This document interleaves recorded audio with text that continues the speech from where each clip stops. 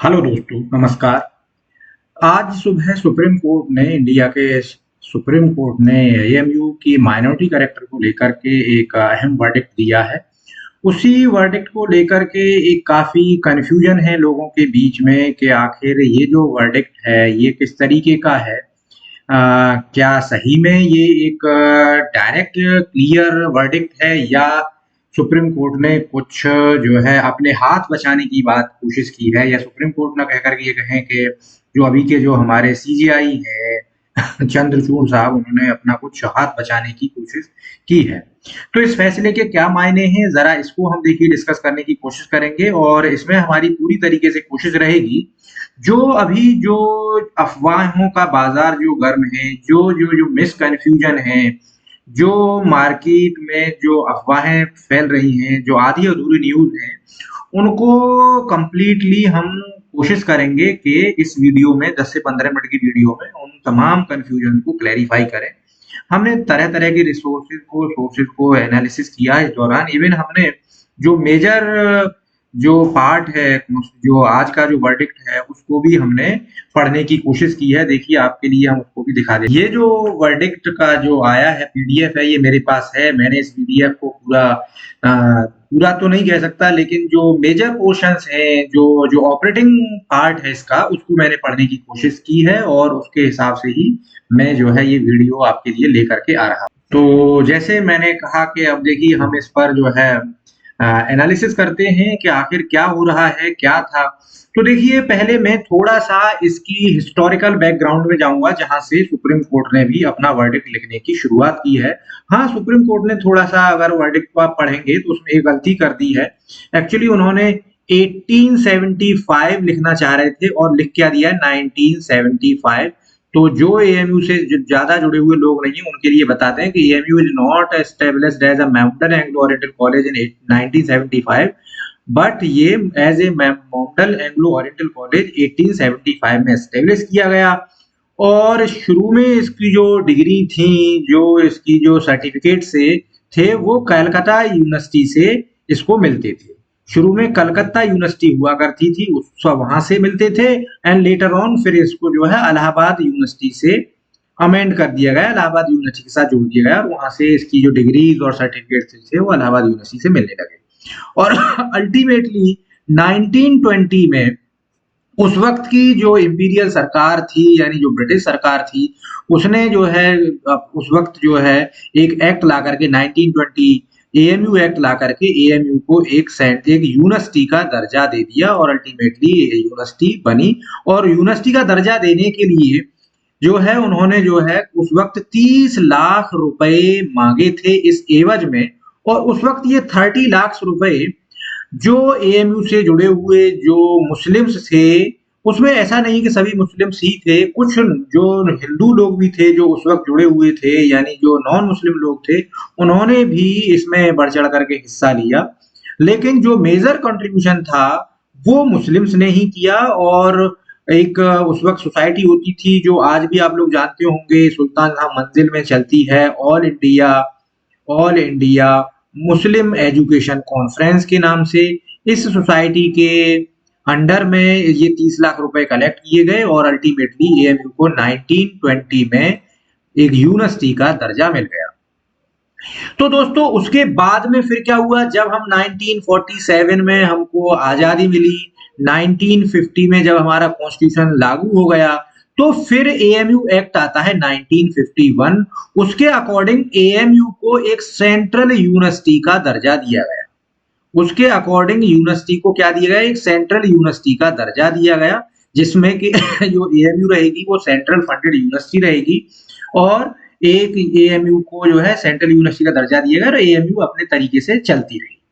लेकिन दोस्तों हुआ क्या कि 1965 में जब अली यावर जंग यहाँ के वाइस चांसलर हुआ करते थे, अली यावर जंग यहाँ के वाइस चांसलर हुआ करते थे, एक एएमयू में बहुत बड़ा बवाल हुआ और उस बवाल में वाइस चांसलर को ऐसी खबरें हैं, ऐसी न्यूज़ है कि पीटा गया, स्टूडेंट्स ने पीटा या बाहर से कुछ लोग आ गए उन्होंने पीटा और एक बहुत बड़े लेवल पर बवाल हुआ, यहाँ तक कि पुलिस बुलानी पड़ी और बहुत प्रॉब्लम हो गई यूनिवर्सिटी में और अल्टीमेटली उसी वक्त उस वक्त जो है जो सेंट्रल के जो एजुकेशन मिनिस्टर हुआ करते थे वो हुआ करते थे मोहम्मद करीम छागला। बहुत लोग जो यूनिवर्सिटी से जुड़े हुए हैं वो इस नाम को जानते होंगे, मोहम्मद करीम छागला। ये उस वक्त जो है सेंटर के एजुकेशन मिनिस्टर हुआ करते थे और उन्होंने जो है सेंटर के एजुकेशन मिनिस्टर के तौर पर ये कहा कि एएमयू कोई माइनॉरिटी इंस्टीट्यूशन नहीं है और अल्टीमेटली ये जो है इस केस को ले गए सुप्रीम कोर्ट में। अल्टीमेटली केस गया और सुप्रीम कोर्ट ने 1967-68 में जो है जो उस वक्त जो बेंच को जो हेड कर रहे थे वो थे अजीज बाशा, जस्टिस अजीज बाशा नाम है उनका, अजीज बाशा। वो इसको जो है हेड कर रहे थे। उन्होंने ये वर्डिक्ट दे दिया उस वक्त के ये जो है एएमयू एक माइनॉरिटी इंस्टीट्यूशन नहीं। तो दोस्तों यहाँ तक कि शायद आपको एएमयू का माइनॉरिटी इंस्टीट्यूशन और एएमयू से रिलेटेड जो लोग बिल्कुल नए हैं, जो एएमयू से बहुत ज्यादा जुड़े हुए नहीं भी हैं, उनको भी इसके बारे में कुछ हद तक पता चल गया होगा कि आखिर क्या है टोटल पूरे की कहानी। यानी यहाँ से मालूम पड़ा कि 1877 में as a model Anglo oriental College की तरह से एस्टेब्लिश किया गया। 1920 में मुस्लिम्स ने पैसा इकट्ठा करके करीब 30 लाख रुपए उस वक्त की ब्रिटिश सरकार को देकर के इसको यूनिवर्सिटी का दर्जा दिलवाया, क्योंकि उससे पहले ये जो है एक कलकत्ता विश्वविद्यालय से इसकी डिग्रियां मिलती थी और उसके बाद में इसकी डिग्रियां कहाँ से मिलनी शुरू हो गई, उसके बाद में फिर इलाहाबाद विश्वविद्यालय से डिग्रियां मिलती थी। तो उस वक्त के जो मुस्लिम जो एजुकेशनिस्ट थे उन्होंने चाहा कि नहीं एक मुस्लिम्स की यूनिवर्सिटी भी होनी चाहिए और अल्टीमेटली यूनिवर्सिटी बनी। और 19 सॉरी कुछ there is certain issue, I am trying to rectify this problem. Okay, इसको हम इस तरीके से सॉल्व करते हैं।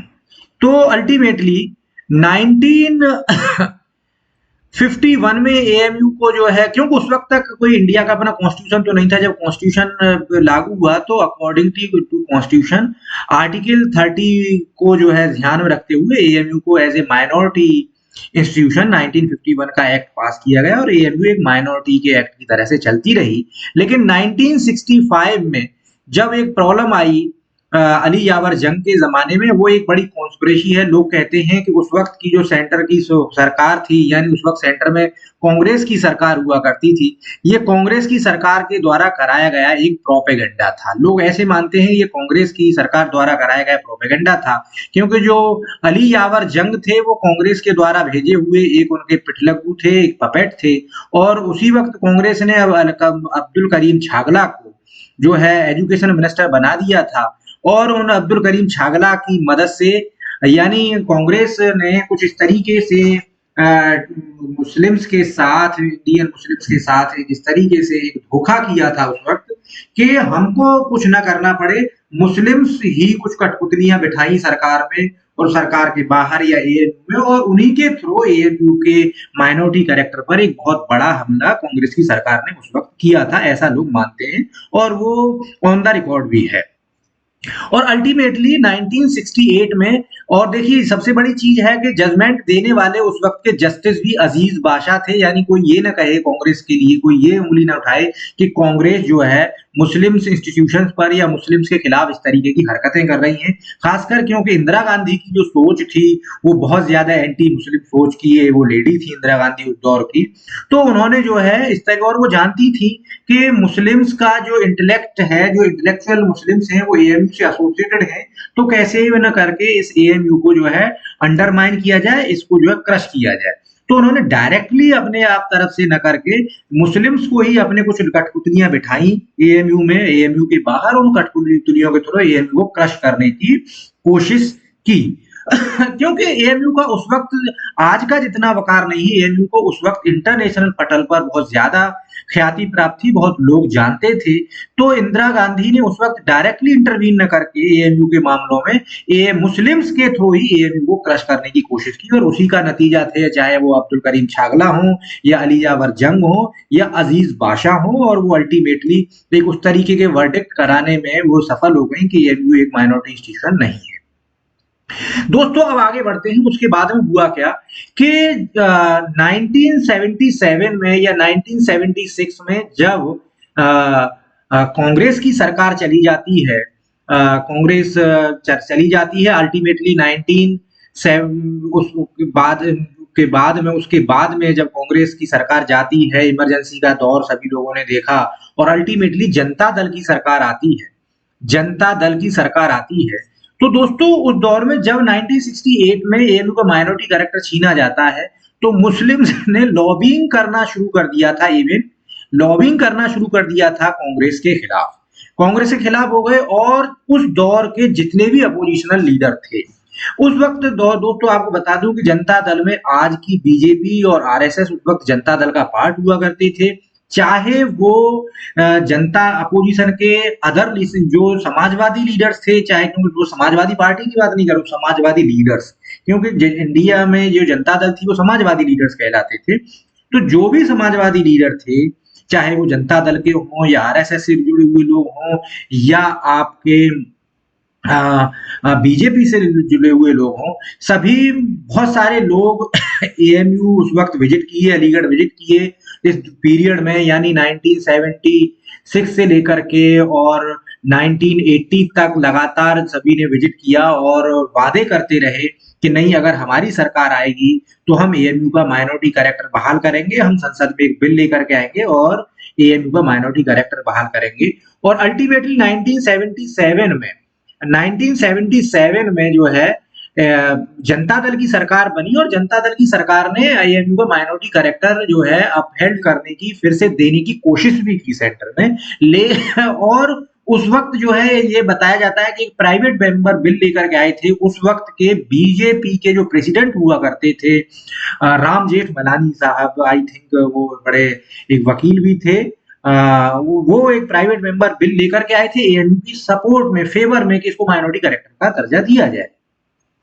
बट एनी हाउ उस वक्त 1977 में जनता दल इस बिल को पास कराने में या तो ये कहीं सफल नहीं हो पाई या वो ये बिल नहीं ला पाई और अल्टीमेटली जनता दल की सरकार गिर जाती है। जैसे आपको मालूम है कि कुछ दिन के लिए फिर चौधरी चरण सिंह भी प्रधानमंत्री बने और अल्टीमेटली सरकार गिर जाती है। ये बता दूं उस दौरान चौधरी चरण सिंह हो, जयप्रकाश नारायण हो, उस वक्त के जितने भी अपोजिशन के लीडर थे, सभी अलीगढ़ विजिट किए और अलीगढ़ में आकर के उन्होंने कहा कि नहीं, हम एएमयू को माइनॉरिटी कैरेक्टर देंगे।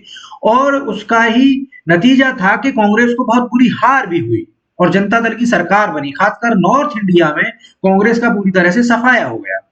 तो जब 1980 में कांग्रेस की सरकार फिर से आई तो इंदिरा गांधी को लगा कि मुस्लिम्स उससे बहुत नाराज हैं और अब जो है, और नाराज क्यों है, क्योंकि उसकी जो पॉलिसी है, इंदिरा गांधी की जो पॉलिसी है, कांग्रेस की जो पॉलिसी है, पीठ में छुरा घोंपने वाली जो कुछ पॉलिसी है, अब उन पॉलिसीज को थोड़ा सा चेंज करना पड़ेगा।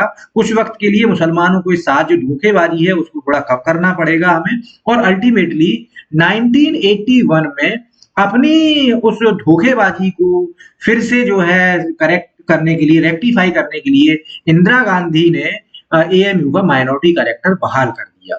या ये कहें इंदिरा गांधी ने कि जो मुस्लिम्स कुछ ले लेते, अगर एएमयू का माइनॉरिटी कैरेक्टर खत्म ना करके और अगर कंटिन्यू चलता रहता तो मुस्लिम हो सकता कोई अच्छी चीज और बड़ी चीज की डिमांड करते। तो हुआ ये कि पहले छीन लिया मुसलमानों में से और फिर जो है मुस्लिम्स को वापस दे दिया और मुस्लिम खुश भी हो गए। देखिए यहाँ पर इस चीज को भी दोस्तों देखने की कोशिश करिए कितनी बड़ी यहाँ राजनीति चल रही है। तो अल्टीमेटली क्या हुआ कि जो कुछ नहीं देना था, यानी जो कांग्रेस की जो धोखेबाजी थी, उसने कांग्रेस ने अपनी धोखेबाजी को समेटा और अल्टीमेटली एएमयू को माइनॉरिटी कैरेक्टर दे दिया। और ये माइनॉरिटी कैरेक्टर लगातार जारी रहा, लेकिन कुछ लोगों ने एएमयू को उस वक्त आकर के 2004 में आकर के न जाने कहां से एक नई कहानी उनको पढ़ा दी कि आप माइनॉरिटी इंस्टीट्यूशंस हैं और मुस्लिम्स के लिए 50% रिजर्वेशन लागू कर दो या ये कर दो, कुछ इस तरीके की चीजें हुई। और अल्टीमेटली कुछ लोग फिर इलाहाबाद हाई कोर्ट चले गए और इलाहाबाद हाई कोर्ट में जाकर के बड़ी अजीब कहानी हुई कि इलाहाबाद हाई कोर्ट ने 1981 का जो जजमेंट था, उस पर जो जजमेंट नहीं कहेंगे, जो एक्ट था, पार्लियामेंट्री एक्ट था, उसको जो है रोक दिया कि नहीं, ये जो है अनकॉन्स्टिट्यूशनल है। और उसने जो है अजीज बासा का जो जजमेंट था 68 का, उसको अपहेल्ड कर दिया। बड़ी खतरनाक चीज ये हुई, उसको अपहेल्ड कर दिया। और अल्टीमेटली अब तब से लेकर के ये डिफरेंट फोरम पर एएमयू का केस चल रहा है। तो ये तो हो गया पूरा इसका हिस्टोरिकल पार्ट कि ये केस क्या है। अब दोस्तों मैं आता हूं कि जो आज का जजमेंट हुआ है इस पर। थोड़ा सा मैं लेट आ रहा हूँ, उसके लिए माफी चाहूंगा। अगर आप सुनते चले आ रहे हैं अब तक इसको, तो थोड़ा सा सब्र करके सुनते रहिए। तो अब आते हैं हम आपके पार्ट पर कि आज का जजमेंट क्या हुआ। तो इसकी देखिए पहले तो टेक्निकलिटी को समझ लेते हैं और फिर समझते हैं इस चीज को भी कि आखिर हुआ क्या है। जैसे लोग कह रहे हैं कि सीजीआई साहब ने एक सही से वर्डिक्ट नहीं दिया है, आधा अधूरा वर्डिक्ट दिया है, तो उसके क्या मायने हैं, जरा इसको समझ लेते हैं। तो देखिए दोस्तों, ये जो देखिए केस चल रहा था, ये 2019 में सुप्रीम कोर्ट पहुंच गया था। और उस वक्त की जो 3 जजेस की जो बेंच थी, एक्चुअली उसने ही एक क्लियर डायरेक्शन मांगा था, क्योंकि उससे पहले एएमयू को लेकर के कई जो है फैसले कहें या कुछ क्लैरिफिकेशन से आ चुके थे। तो माइनॉरिटी इंस्टीट्यूशन को लेकर के जो है 3 जजेस की जो बेंच थी, उसने ही ये क्लैरिफिकेशन मांगा था, और इसलिए ये जो है केस जो है इनडायरेक्टली 7 जजेस की बेंच को चला गया था। तो पहले तो एक टेक्निकलिटी इस चीज को यहां समझ लीजिए कि ये जो 7 जजेस की जो बेंच थी, ये कोई फैसला देने के लिए नहीं थी, कोई फाइनल डिसीजन देने के लिए नहीं बैठी थी। नंबर 1 तो ये समझ लीजिए कि ये जो बेंच थी, ये कोई फाइनल डिसीजन देने के लिए नहीं बैठी थी। मैं उस पर भी आऊंगा कि इसमें यस ये है, कुछ है, इन्होंने लूप होल छोड़े हैं, तो वो कौन से लूप होल छोड़े उन पर हम लेटर ऑन आएंगे। पहले लेकिन ये समझ लीजिए, ये टेक्निकल चीज है कि जो इस तरीके की जज हो बेंचेस बैठती हैं, वो एक किसी केस पर, किसी मसले पर अपना ओपिनियन देने के लिए बैठती हैं। वो ओपिनियन देती हैं, जजमेंट नहीं देती, वो डिसीजन नहीं देती। इस चीज को आप क्लियरली समझ लीजिए। यानी ये जो बेंच बैठी थी, ये एक ओपिनियन देने के लिए बैठी थी कि जो जो अजीज वासा वाला केस है, या माइनॉरिटी क्या होती है उसके बारे में, या माइनॉरिटी इंस्टीट्यूशंस का क्या रोल होगा, कौन से इंस्टीट्यूशंस माइनॉरिटी इंस्टीट्यूशंस कहलाएंगे, या माइनॉरिटी इंस्टीट्यूशंस की क्या कंडीशंस होंगी। यानी ऐसे कहीं मानिए कि माइनॉरिटी इंस्टीट्यूशंस को कैसे रन किया जाएगा, कौन एडमिनिस्टर करेगा, कैसे स्टेब्लिश होंगे, या अगर हो चुके हैं स्टेब्लिश, जो ऑलरेडी रन कर रहे हैं, तो उनको किस कंडीशन में उनको माइनॉरिटी इंस्टीट्यूशन माना जाएगा, किस कंडीशन में माइनॉरिटी इंस्टीट्यूशन नहीं माना जाएगा। यानी अल्टीमेटली ये कहें कि आर्टिकल 30 को की जो वैलिडिटी है, जो उसका वाइड स्पेक्ट्रम है, कहां कहां आर्टिकल 30 एप्लीकेबल होगा, उसको वो कितना मजबूत है या कितना मजबूत नहीं है, इस पर इसको एक ब्रॉडर रेंज में राय रखनी थी, एक ओपिनियन रखनी थी। तो उस केस में अगर आप देखें, तो जो जजमेंट आया है, बहुत फंटास्टिक जजमेंट है।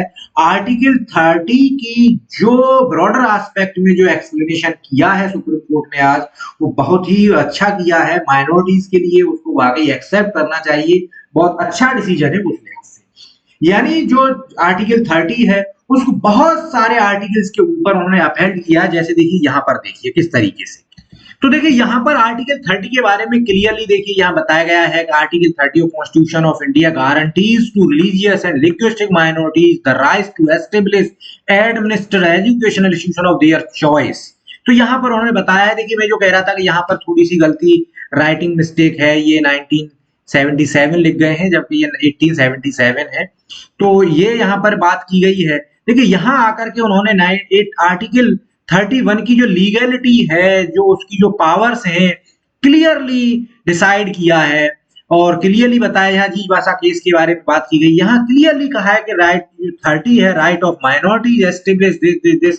क्लियरली यहाँ पर उन्होंने अपहेल्ड किया है, कहा है कि आर्टिकल 14, 19, 25, 26, 29 एंड 31 को ये वायलेट नहीं करता है। उसके ऊपर जो है इसकी एक वैलिडिटी है, ये पावरफुल है। यानी माइनॉरिटीज का जो आर्टिकल 30 है, उसको एक तरीके से उसकी जो कॉन्स्टिट्यूशनल, जो उसका जो वाइड स्पेक्ट्रम में जो एक्सप्लेनेशन है, वो बहुत अच्छे से इस पूरे डिसीजन में, इस पूरी ओपिनियन में किया गया है। और ये आगे के लिए, अदर माइनॉरिटीज के लिए एक अच्छा डिसीजन आगे के केसेस के लिए साबित होगा। तो आ जाते हैं दोस्तों फिर से अगेन हम यहाँ पर। तो यहाँ से ये मालूम पड़ता है कि आर्टिकल 30 को लेकर के जो है सुप्रीम कोर्ट ने बहुत अच्छा आज की डेट में डिसीजन दिया है। अब बात करते हैं कि आगे की, कि किस तरीके से क्या सुप्रीम कोर्ट ने आज डिसीजन दिया है। तो देखिए सुप्रीम कोर्ट ने जो दूसरा जो जो बड़ा काम किया है एएमयू, खासकर अब वो एएमयू के लिए है। पहला काम तमाम माइनॉरिटीज के लिए और अच्छा काम हुआ। दूसरा काम अब एएमयू के लिए, एएमयू के लिए उन्होंने बहुत अच्छा काम ये किया कि 1967-68 का जो अजीज बादशाह का जो जजमेंट था उसको उन्होंने नलीफाई कर दिया। उन्होंने कहा कि वो गलत था, वो इलीगल था, वो उन्होंने उसको जो है नलीफाई कर दिया। कहा वो जो जजमेंट था अजीज बादशाह बेंच का कि एएमयू माइनॉरिटी इंस्टीट्यूशन नहीं है, वो गलत है। यानी यहां से ये क्लियर हुआ कि अगर ये गलत था तो पार्लियामेंट को 1981 का जो है एक्ट लाने की जरूरत नहीं थी। बट अब यहीं पर मैं बात करूंगा कि यहां पर ही जो बेंच है एक जो है रास्ता दे गई। अगर इसको और क्लियर कर जाती, ओपिनियन इस पर और दे जाती, तो एएमयू का माइनॉरिटी करेक्टर ऐसे कही आज ही बहाल हो जाता। वो सही है कि ये ओपिनियन देने के लिए थी, लेकिन देखिए यहां से कह सकते हैं, आप लार्जर जजमेंट पर नहीं कह सकते। ये छोटा सा क्लू है जिसकी लोग बात नहीं कर रहे हैं। वो क्या कह के चले गए आज के जो डिसीजन में कि जो 2004 का जो इलाहाबाद का जो जजमेंट है उस पर उन्होंने कुछ नहीं कहा। उन्होंने ये तो कह दिया कि 1968 का जो जजमेंट था वो इलीगल है, नल एंड वॉइड है, लेकिन इलाहाबाद के 2004 के जजमेंट पर उन्होंने कुछ नहीं कहा।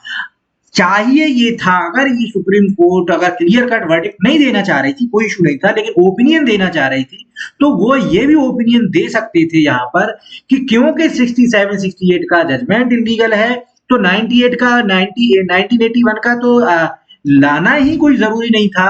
तो 2004 का जो इलाहाबाद का जो जो लॉ है, जो जो जो रेस्ट्रिक्शन था वो 1981 पर था। तो इसका मतलब ये भी अब यहां पर लागू नहीं होता है। अगर ये और कह जाते कि इलाहाबाद का डिसीजन अब लागू नहीं है, एएमयू जो है जो जो स्टेटस क्वो यानी जो जैसे 2004 से एक्ट कर रही थी वैसे करती रहेगी, तो एएमयू का माइनॉरिटी करेक्टर अपने आप में बहाल हो जाता। लेकिन ये भी कोई बड़ी चीज नहीं है। अब इन्होंने देखिए इतना तो कह दिया, अब यहां पर लोगों को कंफ्यूजन है कि अरे 3 जजेस बेंच को जाएगा। देखिए ये तो टेक्निकलिटी है कि 3 जजेस की बेंच को ये जाना ही था, क्योंकि इनको सिर्फ एक ओपिनियन पास कर दी थी। ओपिनियन इन्होंने अपनी पास कर दी। उस ओपिनियन में उन्होंने क्लियर कट कह दिया कि एएमयू के माइनॉरिटी इंस्टीट्यूशन होने के लिए क्या क्या कंडीशन होनी चाहिए, और इन्होंने ये भी क्लियरिटी के साथ कह दिया कि वो सभी कंडीशंस, वो सभी क्राइटेरिया एएमयू फुलफिल करता है जिसके अकॉर्डिंग उसको माइनॉरिटी इंस्टीट्यूशन माना जाए। यानी ये सब कुछ कह दिया उन्होंने। अब जो प्रॉब्लम रह गई है, प्रॉब्लम ये रह गई है कि 3 जजेस की बेंच ये डिसाइड करेगी कि किन कंडीशंस में AMU as a minority institution operate करेगा। यानी 2004 में जो एएमयू ने जो रिजर्वेशन लागू किया मुस्लिम्स के लिए, क्या उसके अकॉर्डिंग ऑपरेट करेगा, या 2004 से जो चल रहा था उसके अकॉर्डिंग ऑपरेट करेगा, 1967 से पहले जो चल रहा था उसके अकॉर्डिंग ऑपरेट करेगा। कैसे ऑपरेशंस होंगे, कैसे चलेगा एएमयू, वो डिसाइड करेगी 3 जजेस की bench. By the way AMU minority institution है, ये उन्होंने अपहेल्ड कर दिया है। बस एक छोटा सा उन्होंने मामूली सा एक पेज लगा छोड़ दिया है कि 2004 का जो इलाहाबाद का जो वर्डिक्ट है उसको उन्होंने क्रिटिकली एकदम से अंडरमाइन नहीं किया है। अगर उसको भी डाउन कर देते तो और ज्यादा क्लैरिटी आ जाती। अब जो लोग कह रहे हैं कि ये आधा अधूरा फैसला है, वो किस लिए कह रहे हैं कि अब हो सकता है कि 3 जजेस की बेंच एएमयू के फेवर में माइनॉरिटी करेक्टर के साथ एएमयू कैसे ऑपरेट करेगी, उसमें हो सकता है वो डिपेंड करेगा उस वक्त की सरकार पर, इस सरकार की क्या ओपिनियन है। उस ओपिनियन के अकॉर्डिंग वो बहुत सारी इफेक्ट बहुत सारी टर्म्स एंड कंडीशन उसमें लगा सकते हैं। बाय द वे यहां से ये क्लियर है कि जो 3 जजेस की बेंच है, this bench will be bound to give their decision in light of this 7 bench judge decision। यानी जो इन्होंने कहा कि ये माइनॉरिटी इंस्टीट्यूशन है, माइनॉरिटी इंस्टीट्यूशन तो है, ये बिल्कुल अपहेल्ड करेंगे, यही कहेंगे कि यस ये माइनॉरिटी इंस्टीट्यूशन है, अनटिल एंड अनलेस जब तक कि इस 7 बेंच जजेस को कोई लार्जर बेंच आकर के क्वेश्चन ना कर दे, तब तक ये 3 जजेस की बेंच यही कहेगी कि यस ये माइनॉरिटी इंस्टीट्यूशन है। क्योंकि सुप्रीम कोर्ट ने ये क्राइटेरिया सेट कर दिए हैं माइनॉरिटी इंस्टीट्यूशन होने के लिए, लेकिन एएमयू कैसे ऑपरेट होगा, कैसे रन करेगा आगे से, ये डिसाइड करने का हक दे दिया गया है जो 3 जजेस की बेंच बनेगी उसको। तो यहां से दोस्तों ये क्लियर हो जाता है कि इसमें कोई डर की या कोई उसकी बात नहीं है, यानी क्लियर कट सुप्रीम कोर्ट ने कहा है कि एएमयू, अब यहां से टेक अवे ले लेते हैं कि जो मेजर टेक अवे है वो की टेक अवे क्या है कि AMU is a minority institution. ये सुप्रीम कोर्ट ने क्लियरली कहा है, क्योंकि उन्होंने कहा है कि 1967 में जजीज बादशाह ने जो कहा था कि एएमयू माइनॉरिटी इंस्टीट्यूशन नहीं है वो गलत था, यानी एएमयू एक माइनॉरिटी इंस्टीट्यूशन है।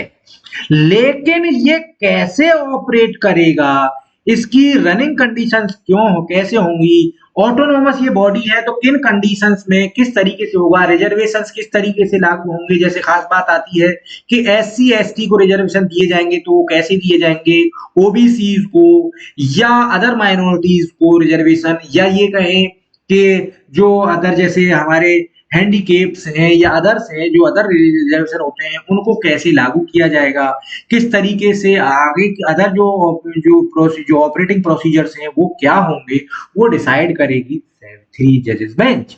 तो यहां से ये क्लियर है कि now AMU is minority institution but AMU will operate as operating since 2004, जैसे 2004 में ऑपरेट हो रही थी, यानी ये कहें कि जैसे आज ऑपरेट हो रही है वैसे ऑपरेट होती रहेगी अनटिल एंड अनलेस जो 3 जजेस की बेंच है। ये एक बड़ा लूप होल लेकिन यहाँ दे दिया है कि वो क्या होगा, अब इस चीज पर डिपेंड करेगा कि ये किस तरीके का जजमेंट देंगे। बाय द वे ये क्लियरिटी है कि ये तो नहीं कहने के हकदार हैं कि ये माइनॉरिटी इंस्टीट्यूशन नहीं है, इनके पास ये पावर नहीं है, इनको ये तो मानना ही है कि ये माइनॉरिटी इंस्टीट्यूशन है, इनको सिर्फ इतना कहना है, बताना है कि कैसे एएमयू ऑपरेट करेगा। तो दोस्तों ये था पूरा क्लैरिफिकेशन। दोस्तों अगर आपको इसमें हमारे पूरे बताए हुए में कोई कहीं पर कुछ गलत आपको लगे तो प्लीज कमेंट करके जरूर बताइएगा और अपनी राय जरूर शेयर करें। धन्यवाद।